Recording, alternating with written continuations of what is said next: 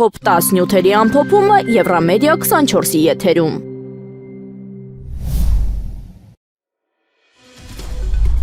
Հուլիսի 6-ի լուսադեմին կյանքից հեռացել է Հայաստանի Հանրապետության վաստակավոր արտիստ Արտաշես Ալեքսանյանը։ Նրա ընկեր Հարություն Բոգայանի խոսքով արտիստը 3 օր բուժում էր ստանում հիվանդանոցում, իսկ սիրտը կանգ առել առավոտյան ժամը 3:55-ին։ Արտաշես Ալեքսանյանը ծնվել էր 1961 թվականին Երևանում եւ օրեր անց հուլիսի 17-ին կդառնալ 65 տարեկան։ Նա կրթություն է ստացել Երևանի Գաբրիել Սունդուկյանի անվան ազգային ակադեմիական թատրոնի ստուդիայում եւ Մոսկվայի Համամիութենական պետական կինոինստիտուտում Խորեն Աբրահամյանի եւ Արմեն Ջիգարխանյանի ղեկավարությամբ։ Տասնամյակների ընթացքում դերասանը նկարահանվել է բազմաթիվ ֆիլմերում ու սերիալներում, աշխատել հայկական ու արտասահմանյան թատրոններում, ինչպես նաեւ բեմադրել է մի շարք ներկայացումներ, արժանանալով մասնագիտական բարձր գնահատականի։ Երևանի քաղաքապետ Տիգրան Ավինյանը հայտարարել է Հայաստանի Հանրապետության կառավարությունն ու ներդրումային կոմիտեն հաստատել են $650 միլիոն ենթակառուցվածքային ծրագրեր։ Ֆինանսավորումը նախատեսված է Աջափնյակի մետրոյի նոր կայարանի կառուցման, մետրոպոլիտենի ամբողջական արդիականացման, էլեկտրական ավտոբուսների ձեռքբերման, 2 դեպոների վերանորոգման եւ առանձնացված ավտոբուսային գծերի ներդրման համար։ Ծրագրի շրջանակում նախատեսվում է նաեւ Դալմայի շուրջ 250 հեկտար նոր այգիների ստեղծումը։ Ավինյանի խոսքով այս որոշմամբ կառավարությունը ստանձնել է ծրագրերի ֆինանսավորման պարտավորությունը, իսկ Երևանը կիրականացրի բոլոր աշխատանքները։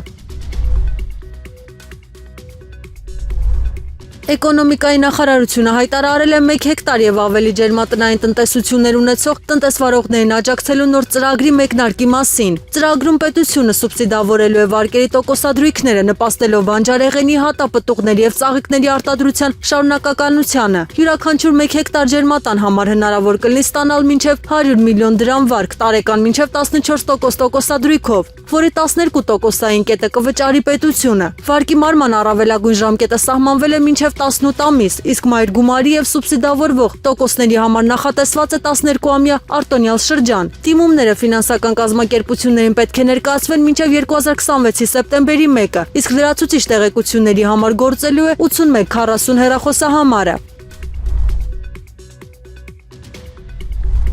Ուժեղ Հայաստան դաշինքի ընտրական ցուցակը գլխավորող Նարեկ Կարապետյանը հայտարարել է, պատգամավորական մանդատը որևէ անձնական առավելություն չի տալիս, այլ միայն ավելացնում է պատասխանատվությունն ու վտանգները։ Նրա խոսքով մարդիկ սխալվում են, երբ կարծում են, թե մանդատի համար են անցել երկար ու ծանր քաղաքական պայքարի ճանապարհը։ Կարապետյանը նշել է, բազմաթիվ մարդիկ թողել են իրենց բիզնեսը, մասնագիտությունն ու անձնական կյանքը քաղաքական պայքարին մասնակցելու համար։ Նա ընդգծել է, պատգամավորի մանդատը այսօր ավելի շուտ տոմս է դեպի կալանավայր, քան արտոնություն։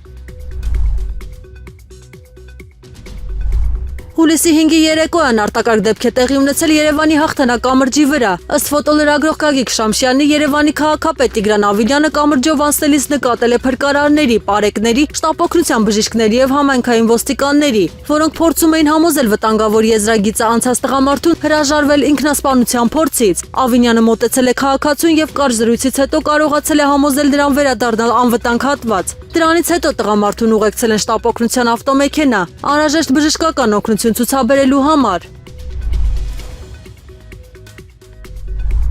Հայաստան դաշինքը հայտարարել է, սահմանադրական դատարանի որոշումը չի վերացնում ընտրական կեղծիքների եւ իշխանության լեգիտիմության վերաբերյալ իրենց գնահատականները։ Դաշինքը շեշտել է, վիճարկում է ոչ թե ընդդիմության ստացած ձայները, այլ գործող իշխանության ազգային ժողովում ներկայացված լինելու եւ կառավարություն ձևավորելու իրավունքը։ Հայտարարության համաձայն պատգամավորական մանդատը դիտարկվում է որպես քաղաքական եւ իրավական գործիք, քաղաքացիների իրավունքների պաշտպանության, միջազգային հարթակներում Հայաստանի շահերի ներկայացման եւ իշխանության հակապետական նախաձեռնությունների դիմակայելու համար։ Դաշինքը ընդգծել է, պայքարի հիմնական ուղղություններն են սահմանադրական փոփոխությունների կանխումը, հայաստանյաց առաքելական Սուրբ եկեղեցու պաշտպանությունը, քաղբանտարկյալների եւ ռազմագերիների իրավունքների պաշտպանությունն ու գործող իշխանության հեռացումը։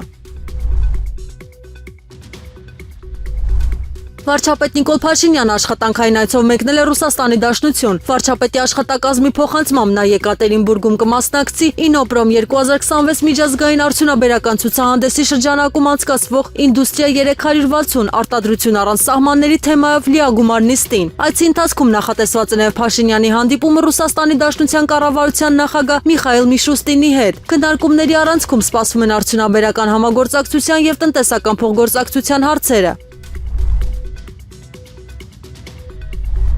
ՀՅԴ բյուրոյի անդամ ԱԺ Հայաստան խմբակցության падգամավոր Լիլիթ Գալստյանը Հաագայում անցկացվող ԵԱՀԿ խորհրդանական վեհաժողովում հայտարարել է. միջազգային հանրության անգործությունը հանգեցրել է Արցախի էթնիկ զտման եւ հայկական մշակութային ժառանգության շարունակական ոչնչացման։ Նա նշել է Հայաստանի խորհրդանական ընտրությունները ներկայացվում էին որպես աշխարհաքաղաքական ընտրություն, սակայն ըստ նրա քաղաքացիների մեծ մասը մերժել է պարտադրվող զիջումները, քաղաքական հետապնդումները եւ հայաստանյաց առաքելական Սուրբ եկեղեցու նկատմամբ ճնշումները։ Գալստյանը կոչ է արել ԵԱՀԿ-ին Հայաստանում իրականացնել ժողովրդավարության մոնիտորինգ։ Նա նաև պահանջել է Բաքվից անհապաղ ազատ արձակել ապօրինաբար պահվող բոլոր հայ ռազմագերիներին։ Պատգամավորը կարևորել է նաև Լեռնային Ղարաբաղի մշակութային ժառանգության պաշտպանությունը, բնիկ բնակչության վերադարձի իրավունքի ապահովումը, ընդգծելով, որ դա ոչ միայն բարոյական, այլև իրավական պարտավորություն է։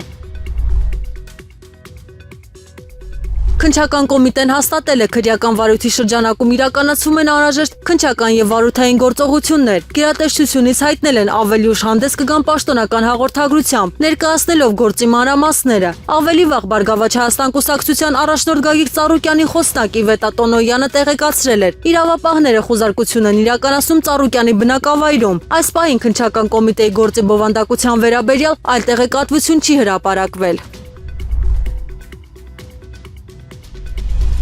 Թուրքիայի տրանսպորտի նախարար Աբդուլքադիր Ուրալօղլուն հայտարարել է, կարծես մինչև Նախիջևանի սահման կառուցվող երկաթուղին կնպաստի Թուրքիայի, Ադրբեջանի եւ Հայաստանի միջև կապերի ամրապնդմանը։ Նրա խոսքով նախագիծը Թուրքիայի համար պետական առաջնահերթություն է եւ ռազմական նշանակություն ունի տարածաշրջանային համագործակցության զարգացման տեսանկյունից։ Նախարարը նշել է նման տրանսպորտային ծրագրերը ոչ միայն ենթակառուցվածքային ներդրումներ են, այլև խթանում են արտադրությունը, արտահանումը, զբաղվածությունը, տարածաշրջանային զարգացումն ու միջազգային համագործակցությունը։ Նրա գնահատմամբ նոր երկաթուղային նախագիծը կարևոր դեր կունենա տարածաշրջանային տրանսպորտային կապերի ընդլայնման գործում։